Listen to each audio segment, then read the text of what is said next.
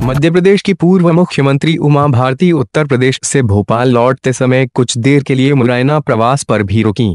इस दौरान उन्होंने मुरैना के पत्रकारों से चर्चा की, जिसमें उन्होंने ज्योतिरादित्य सिंधिया के बीजेपी में शामिल होने पर बहुत खुशी भी जाहिर की।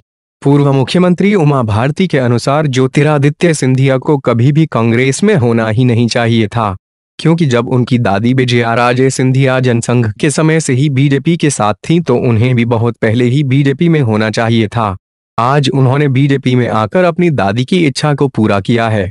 वहीं पूर्व मुख्यमंत्री उमा भारती के अनुसार जब राजमाता विजयाराजे सिंधिया जनसंघ में शामिल हुई थी तो उस समय भी उन्होंने कांग्रेस पार्टी को खत्म कर जनसंघ को खड़ा किया था।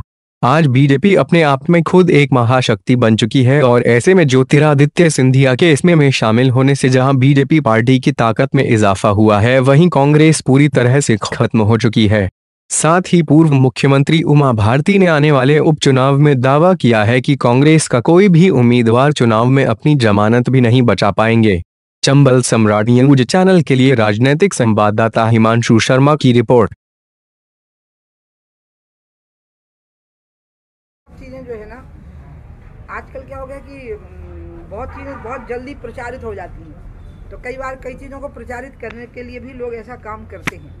मैं तो इस बात से बहुत खुश हूँ कि सिंधिया जी बीजेपी में आ गए, बल्कि मैं तो ये सोचती हूँ कि सिंधिया जी कांग्रेस में थे ही क्यों, उनको कांग्रेस में नहीं होना चाहिए था। ये बात तो राजमाता सिंधिया जी की थी कि माधवराव सिंधिया जी को भी जनसंघ में होना चाहिए था और बीजेपी में होना चाहिए था, और इसलिए उन्होंने तो वो इच्छा पूरी की है जो उनके परिवार में थी, उनकी दादी की इच्छा थी। और उनके पिताजी ने भी एक बार तो चुनाव लड़ा था, जनसंघ के समर्थन से ही चुनाव लड़ा था और चुनाव जीता था लोकसभा का। और इसलिए अब यहाँ पर जो स्थितियाँ बन गई हैं वो स्वाभाविक हैं। राजमाता सिंधिया जी जब बीजेपी में आई थी तो कांग्रेस का सफाई करते हुए आई थी, और उस समय पर जनसंघ यहाँ बहुत कमज़ोर था। मैं आपको बताऊँ, जनसंघ को जो ताकत मिली थी, आप लोग अगर पढ़ोगे उस समय का इतिहास, वो राजमाता सिंधिया जी के आने से ताकत मिली थी, क्योंकि एक बहुत बलशाली व्यक्तित्व था जो जनसंघ में आ गया था। अभी तो भारतीय जनता पार्टी की स्वयं की अपनी शक्ति है और उसमें ज्योतिरादित्य जी आ गए हैं, तो इससे हमारी शक्ति बढ़ेगी, लेकिन इससे कांग्रेस यहाँ पे अब खत्म हो गई।